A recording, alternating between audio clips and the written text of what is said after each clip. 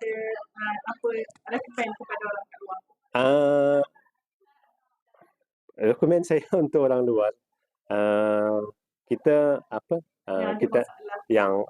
yang ada masalah dengan, ya tak kira. Saya pun lupa tadi juga. Saya pun ada eczema, tapi dia macam tak seteruk mana lah.